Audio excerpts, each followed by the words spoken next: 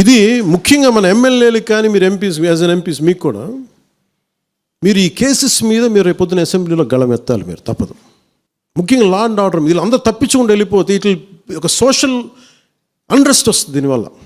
అంటే వ్యక్తికి ఒక నేరస్తుడు చేసిన ఒక కులానికి చెందుతాడు, ఏదో ఒక నేరస్తుడు, మనం ఏం చేయలేము దానికి. ఇందాక అరుణ చెప్పినట్టుగా ప్రతి ఒక్కరు ఏదో కులానికి చెందాలి, వేరే దారి లేదు మనకి. మనం వేరేలా పొట్ల ఏదో కులానికి చెందాలి. కానీ తప్పు చేస్తే కూర్చోబెట్టి పలానా టక్కమైన ఒక మాట అనేస్తారు. పలానా ఎక్స్ చేసాడు అన్నావు, పలానా కాస్ట్కి చెందిన వాడు చేసాడు అంటారు. అసలు ఇంత కాస్ట్ ఎక్కడి నుంచి వచ్చి తెలియదు క్రైమ్కి. సో అందుకని మేము బీయింగ్ లీడర్ని చాలా సెన్సిటివ్గా మాట్లాడాలి. మరీ నేను మిగతా వాళ్ళు గబుకుని మాట్లాడేసి గత ప్రభుత్వ నాయకులు మాట్లాడేసి వెళ్ళిపోవచ్చు, ఈజీ అది. కానీ నేను అలా మాట్లాడకూడదు. దట్టు నేను ఇప్పుడు డిప్యూటీ సీఎం పదవిలో ఉన్నాను కాబట్టి నేను చాలా ఒళ్ళు దగ్గర పెట్టుకుని మాట్లాడాలి. అందుకని ఇవన్నీ మీరు ఒక్కసారి దీంట్లో కూడా ఆ పాపకి న్యాయం జరగాలి, దోషులుంటే శిక్షింపబడాలి, దాంట్లో అసలు ఎప్పుడు లేదు. కానీ ఇలా ఒత్తిడి పెట్టాల్సిన వారికి కూడా నా విన్నపం ఏంటంటే, మీరు అసలు ఈ కేసు ఎవరి వల్ల బయటకు వచ్చింది మీరు చెప్పండి.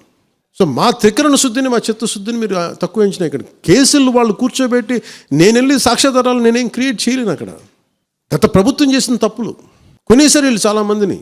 మరి ఏం కొన్నారు, ఎలా కొన్నారు, దీని మీద కేసు పెట్టాలి. ఇది లెట్ ఎంటైర్, ఇది నా ఒక్కటి కేసు కాదు, ఇది ఎంటైర్ సొసైటీకి ఇది సిచ్యువేషన్.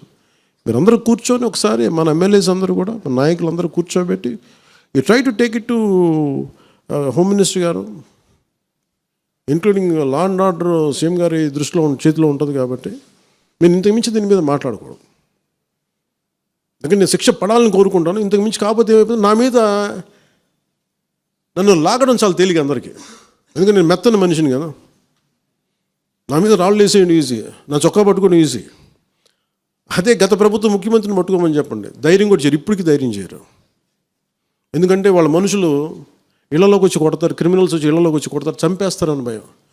మనం ప్రజాస్వామ్యం కదా, మనం భరించాలి. అందుకని దయచేసి దీన్ని మీరు ఒకసారి కూర్చోబెట్టి ఒకసారి మన గౌరవ శాసనసభ్యులు, మంత్రివర్గ సహచరులు, లెజిస్లేటివ్ కౌన్సిల్ మెంబర్స్, పార్టీ నాయకులు అందరూ దీని మీద ఒకసారి స్పోక్స్ పర్సన్స్, వీర మహిళ నాయకులు, వీరందరూ ఒక్కసారి కూర్చోబెట్టి ప్రతి ఒక్కరు కూడా దీని మీద, ఇది ఎందుకంటే ఇది ఒక కేసుగా చూడకండి, ఇది గర్ల్ చైల్డ్ తాలూకు ప్రొటెక్షన్ చాలా ఎసెన్షియల్. అందుకని దీన్ని సోషల్ మీడియా యాక్ట్ కానీ ఇవన్నీ మాట్లాడాలని పొద్దున్న నిర్ణయించుకున్నాం. ఇది ఒకసారి మీ దృష్టికి తీసుకొస్తా ఉన్నాను.